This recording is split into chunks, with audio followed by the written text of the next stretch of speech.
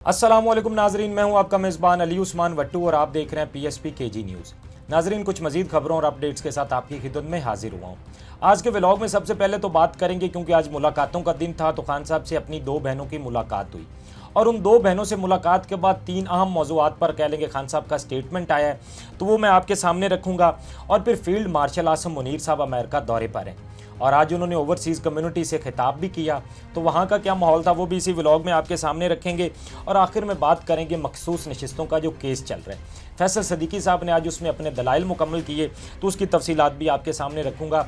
लेकिन आगाज़ करेंगे खान साहब से आज मुलाकात हुई उनकी दो बहनों की। नौरीन खान और उज़मा खान ने खान साहब से आज मुलाकात की और अलीमा खान साहबा तो खैर आज गई नहीं थी, लेकिन 5 कह लें कि वकला के नाम भी दिए हुए थे कल।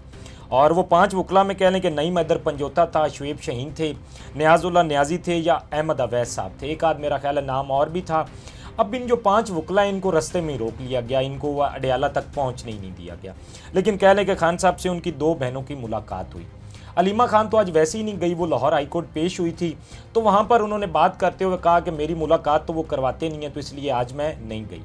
तो अब बाकी जो दो बहनें गई थी, जब उन्होंने मुलाकात की तो उन्होंने बाहर आकर बताया कि खान साहब ने 3 कह लें कि अहम मामलात पर अपना स्टेटमेंट दिया। अब एक सबसे पहला तो जो था, उन्होंने आपको पता है कि खैर वो पीटीआई ने अब तक उसकी हतमी डेट तो नहीं दी थी, लेकिन एक बात चल रही थी कि पीटीआई अपना जो है एहतजाजी प्लान लेकर आ रही है।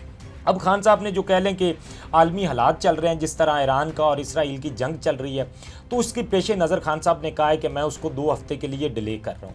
एक तो उन्होंने कह लें कि जो अपनी एहतजाजी तहरीक थी उसको 2 हफ्ते के लिए डिले कर दिया, और साथ ही उन्होंने कहा कि जिस तरह की सूरत हाल है इसमें हमें मुतहद होने की ज़रूरत है और सबको इकट्ठा होने की ज़रूरत है। इसलिए जो जिस तरह की सूरत हाल चल रही है तो सब एक साथ हों, मुतहद हों, और तब भी हम इन मामलात का सामना कर सकते हैं, इन हालात का सामना कर सकते हैं। और फिर जो आगे खान साहब ने बात की वो थी केपी बजट के हवाले से।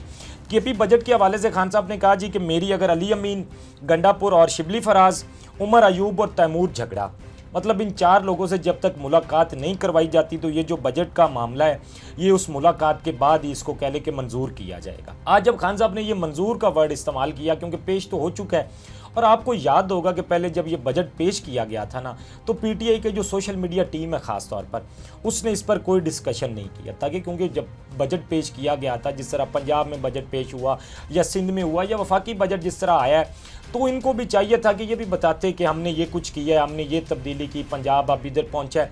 वो एक जो आपको पता है कि हमेशा जो एक मुकाबला रहता है, तो पीटीआई सोशल मीडिया ने बजट पेश होने के बाद कोई भी उस पर डिस्कशन नहीं की थी। उसकी वजह ये थी क्योंकि सोचा जा रहा था कि खान साहब ने पेश करने से भी मना किया, तो पीटीआई के अंदर 2 ग्रुप बन गए। आज जब खान साहब ने ये कहा कि इनसे मुलाकात के बाद ये बजट मंजूर होगा, तो वो कहीं ना कहीं फिर या तो ये समझा जा सकता है कि अली अमीन की वो फेस सेविंग के लिए, क्योंकि अली अमीन ने पेश कर दी है, तो या फिर हो सकता है कि अब देखें ना कि जो दूसरा ग्रुप है जो ये कह रहा था कि खान साहब ने कहा था जी कि पेश तो कर दें, कोई मसला लिया, लेकिन मंजूर नहीं होना चाहिए, तो वो कह रहे हैं देखा जी हम सच्चे थे। लेकिन हकीकत इसमें क्या है? हकीकत यह है, देखें ना कि खान साहब से कोई भी बंदा जब मिलने के लिए जाता है, उनकी बहनें ही मिसाल है मुलाकात के लिए जाती हैं, अब वो आकर बाहर दूसरा बंदा तीसरे को बताता है, तीसरे के ज़रिए कहीं जाके ट्वीट होता है, या वो जब मतलब डायरेक्ट खान साहब से तो बात आनी नहीं है। जो अलीमा खान साहबा ने बताया था उससे तो यही लगता था कि खान साहब ने तब ये कहा था कि पेश ही नहीं करेंगे, लेकिन अब जब पेश हो गया तो खान साहब ने कहा कि अगर इन 4 लोगों से मुलाकात होगी तो उसके बाद इसको मंजूर किया जाएगा। अब इस सारे मामले से ये लग रहा है कि देखिए अब कहीं ना कहीं ठीक है, वो जो पहले मामला थे पेश करना था या मंजूर करना था, तो उसमें हमें इतना एक मार्जिन देना चाहिए। मार्जिन इस वजह से क्योंकि वो खान साहब ने कोई डायरेक्ट बात नहीं करनी होती, वो 3rd पर्सन 2nd पर्सन के ज़रिए बात हम तक आती है। हाँ, एक है कि कोई बंदा उसमें श्योर वो हो सकता है जो जब खान साहब ने बात की हो तो मौके पर मौजूद हो, या तो वो इसमें कोई हतमी फैसला दे सकता है, आप और मैं उसमें नहीं दे सकते हैं, क्योंकि हमें जो बात बताई गई या जो पता चली हमें तो उसी बात का ही पता है। तो इस हवाले से खैर आप किसी हद तक कह लें कि बात क्लियर हो गई है, और खान साहब ने अब इस पर यह भी कह दिया है। और जो तीसरा अहम पॉइंट था वो था वफाकी बजट के हवाले से।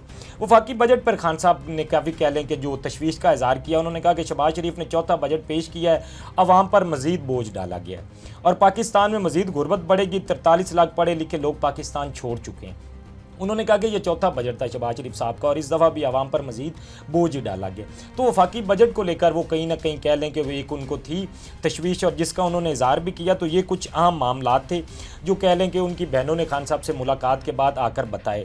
एक फिर जो है नौरीन खान साहिबा ने उज़्मा खान साहिबा ने ये आकर बात की। उन्होंने कहा कि इमरान खान का इसराइल के बारे में मौक़िफ़ क्या है ये सारी दुनिया जानती है, इस पर कोई बात करने की ज़रूरत नहीं है, क्योंकि वो ईरान का और इसराइल का जो मामला चल रहा है उस हवाले से क्योंकि बहुत सारी बातें की जा रही हैं। तो नौरीन खान साहिबा ने आकर ये भी वाज़ेह किया। बाकी खान साहब की सेहत के हवाले से उन्होंने बताया कि खान साहब अब ठीक हैं और उनकी सेहत काफ़ी बेहतर लग रही थी। तो ये आज की कुछ मुलाकात के हवाले थे जो मैंने आपके सामने रखे। अब हम लोग थोड़ी सी बात करते हैं फील्ड मार्शल साहब अमेरिकन दौरे पर हैं, आसिम मुनीर साहब। तो पहले तो उनके हवाले से अगर देखा जाए तो कोई मेन स्ट्रीम मीडिया पर या ISPR के हवाले से भी कोई खबर नहीं आई थी, कोई प्रेस रिलीज़ इस तरह की नहीं आई थी, कोई नहीं बताया जा रहा था कि वो किससे मुलाकात कर रहे हैं, वहाँ का उनका शेड्यूल क्या है या जो भी मामला। लेकिन अब कह लें कि एक ISPR ने प्रेस रिलीज़ भी जारी किया और कुछ वीडियोज़ भी सामने आ रही हैं और वो वीडियो सामने आई हैं। आज आसिम मुनीर साहब ने कह लें कि जो ओवरसीज़ कम्युनिटी थी उनसे खिताब किया। अब वहाँ पर जो ओवरसीज़ कम्युनिटी है उन्होंने कह लें कि आसिम मुनीर साहब के किरदार को बहुत ज़्यादा सराहा। इसमें आसिम मुनीर साहब ने काफ़ी सारी गुफ्तगू की, लेकिन खैर कह लें कि उन्होंने जो ओवरसीज़ कम्युनिटी है उनके किरदार को सराहा और ओवरसीज़ कम्युनिटी ने भी बहुत रिस्पेक्ट दी उनको। और ख़ास तौर पर जो कह लें कि भाई इंडिया के साथ हमारे मामलात रहे और पाकिस्तान आर्मी ने जिस तरह से काम किया तो ओवरसीज़ कम्युनिटी ने काफ़ी सराहा भी उसको। और ओवरऑल देखा जाए तो कह लें कि एक ये वहाँ पर काफ़ी सारे लोग थे, उनसे आसिम मुनीर साहब ने खिताब भी किया और भी कुछ बातें हुई। लेकिन ये एक होटल के अंदर थी, कह लें जो सारा ये मामलात रखे गए थे। अब होटल के अंदर ये तकरीब थी तो वहाँ पर कह लें कि जब आसिम मुनीर साहब पहुँचे तो कुछ लोगों ने वहाँ पर एहतजाज भी किया। एहतजाज करने के लिए भी लोग वहाँ पर पहुँचे हुए थे। तो जब वो अपनी गाड़ी से उतर कर कह लें कि होटल तक जा रहे थे तो वहाँ पर लोगों ने शदीद नारेबाजी भी की आसिम मुनीर साहब के खिलाफ। अब जो उनके खिलाफ नारेबाजी की कि उसमें हत्ता कि कहा जा रहा था इस्लामाबाद के कातल के वर्ड यूज़ किए जा रहे थे और इस तरह जो कह लें कि बाकी भी उनके खिलाफ नारेबाजी वो एहतजाज करने वालों की जानिब से लगाई जा रही थी। लेकिन उसके बाद फिर एक सूरत हाल जो होटल के अंदर की थी वो तो बड़ी मुख्तलिफ थी, क्योंकि वहाँ पर जो ओवरसीज़ कम्युनिटी थी उनसे उन्होंने खिताब किया, काफ़ी सारी बातें भी हुई। तो अब कह लें कि उनके साथ साजिद तारड़ साहब भी थे।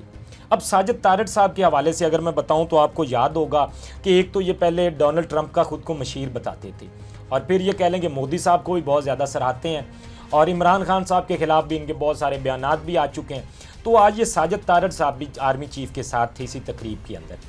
और खैर वो तो बाद में पता चला कि साजिद तारड़ साहब का डोनाल्ड ट्रंप से तो खैर कोई ताल्लुक़ नहीं है, बल्कि दूर दूर तक ताल्लुक़ नहीं है और एक बड़ी अजीब किस्म की ये शख्सियत हैं जिस तरह के इनकी तरफ से बयान आते हैं या जो भी मामलात हैं। बहरहाल आज ये भी आर्मी चीफ के साथ थे और ये तो खैर आर्मी चीफ के हवाले से तो आपको याद होगा एक दफ़ा खान साहब ने भी अमेरिका का दौरा किया था और वहाँ पर जो उन्होंने खिताब किया था वो एक बहुत बड़ा जलसा था। वो हॉल पूरा भर गया था और वो देख के लग ही नहीं रहा था कि कोई बाहर से आके कह लें कि वज़ीर आज़म यहाँ पर एक किसी दूसरे मुल्क के अंदर एक वो इतना बड़ा कह लें कि जलसा कर रहा है या आप उसको कोई भी नाम दे लें। तो वो मतलब खान साहब ने आपको याद होगा वो AC वाली जो मशहूर ज़माना बात है वो भी इसी तकरीब के अंदर की थी कि मैं जाके नवाज शरीफ साहब का AC बंद करूँगा। तो फिर कुछ लोग कंपैरिजन कर रहे हैं। आज आर्मी चीफ साहब वहाँ पर थे तो कुछ लोग कह लें कि वो खान साहब की वीडियोस भी शेयर कर रहे थे। बहरहाल मेरे ख्याल में खान साहब का कंपैरिजन इस तरह से बनता नहीं है। कहाँ किसी सियासतदान से किया जाए तो वो एक अलग बात है, लेकिन आप कह लें कि एक सरकारी जो बंदा हो या किसी सरकारी ओहदे पर हो उससे कंपैरिजन नहीं बनता। तो खैर ये कुछ लोग कंपैरिजन कर रहे हैं। हाँ, कंपैरिजन करना है तो मियाँ साहब के साथ करें जो कि बनता नहीं है, लेकिन अगर फिर भी आप करना चाहते हैं तो कम से कम किसी सियासी बंदे के साथ कंपैरिजन करें, ना कि ऐसी शख्सियत के साथ। लेकिन खैर ये कुछ वहाँ की सूरत हाल थी, कुछ वहाँ की डेवलपमेंट्स थी जो मैंने आपके सामने रखी हैं। अच्छा जी, अब आखिर में हम लोग थोड़ी सी बात करते हैं मखसूस नशिस्तों का जो केस चल रहा है। अब उसमें कह लें कि मैं ज़्यादा को बात तो नहीं करना चाहता हूँ क्योंकि मैं पहले भी कोर्ट रिपोर्टिंग में इतना ज़्यादा कह लें कि खुद वहाँ पर बंदा मौजूद नहीं होता, तो मैं बचता हूँ कि इस तरह के मामलात में आप वहाँ पर मौजूद हों तो वो थोड़ी अलग बात होती है।